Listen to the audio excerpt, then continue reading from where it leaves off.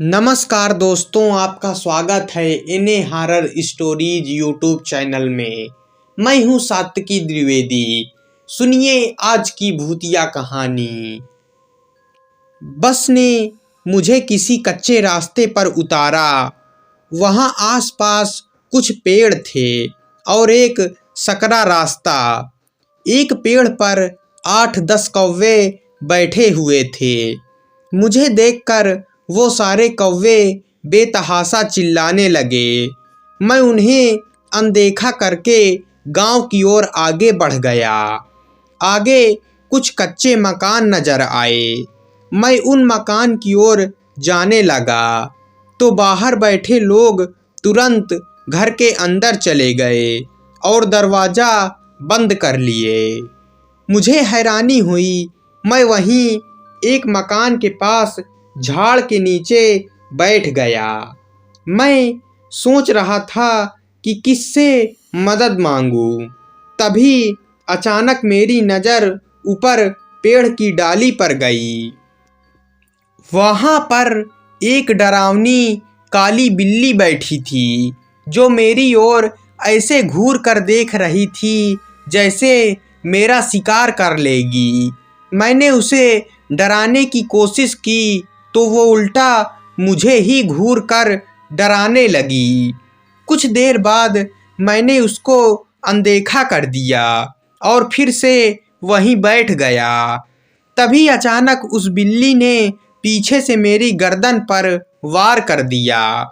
उसने अपने चारों बड़े दांत मेरी गर्दन पर गड़ा दिए और चारों पैर के पंजों से मेरे कंधे को नोचने लगी।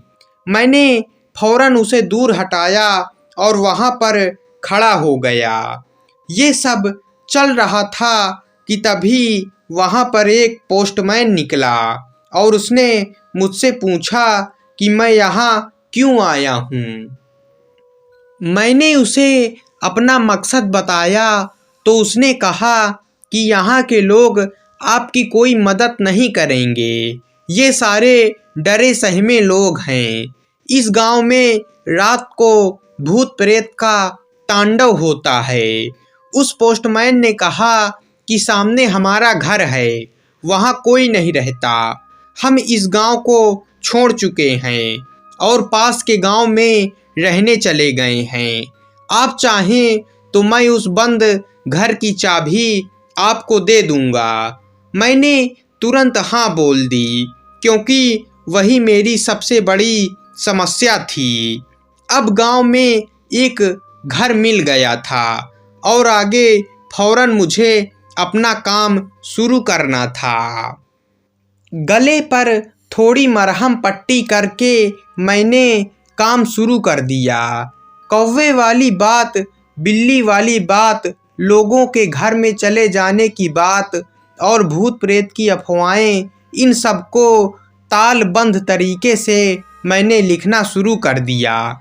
उस गांव में मेरे लिए भरपूर मसाला था और पोस्टमैन का मकान भी बड़ा था, तो शांति से मैं अपने काम में जुट गया। रात के करीब 2 बजे मैंने लिखकर अपना लैपटॉप स्विच ऑफ कर दिया और खिड़की से चौक पर नज़र डाली और मैं हंसते हुए बोल पड़ा कि जरा देखूं तो भूत प्रेत का कुछ तांडव हो भी रहा है या लोग वैसे ही सबको उल्लू बना रहे हैं। खिड़की से झांक कर मैंने देखा तो मेरे रोंगटे खड़े हो गए।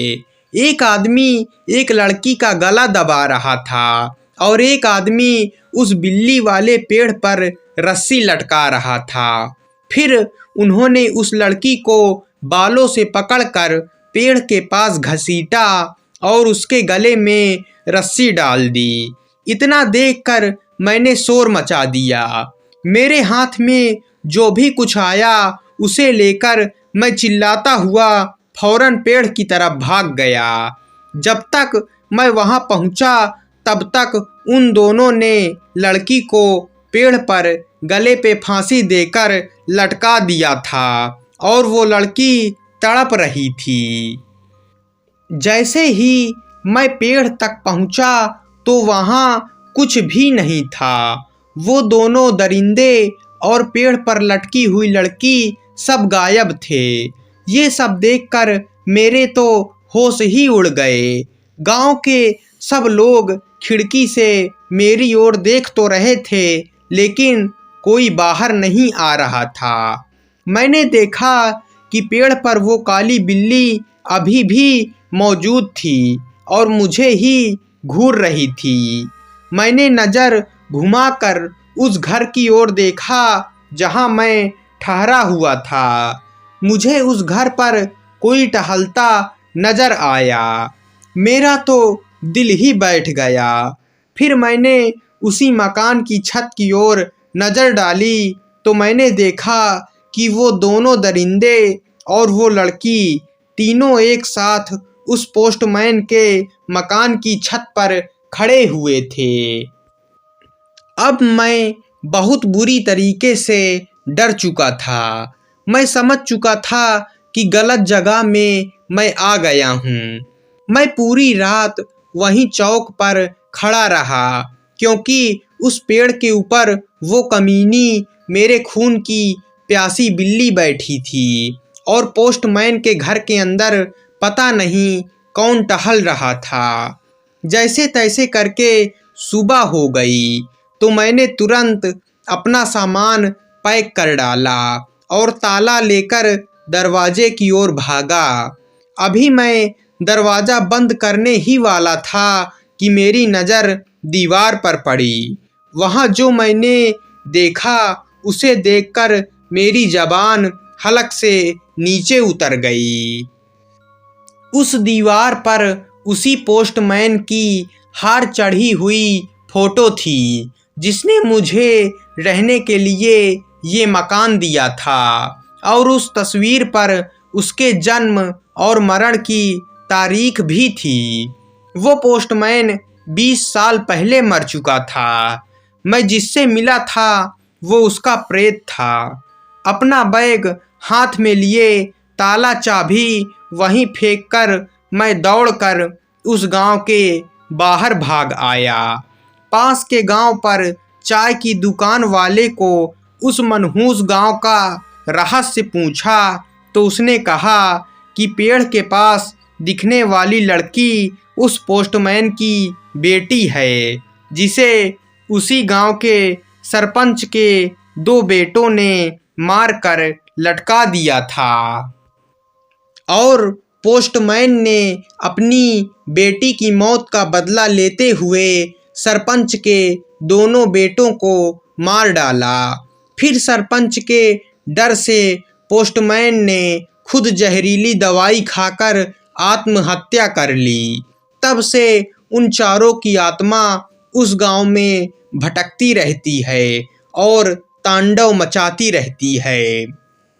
तो दोस्तों, ये कहानी यहीं पर ख़त्म हो जाती है। कहानी पसंद आई हो तो वीडियो को लाइक, चैनल को सब्सक्राइब कर देना। मिलते हैं अगली भूतिया कहानी में।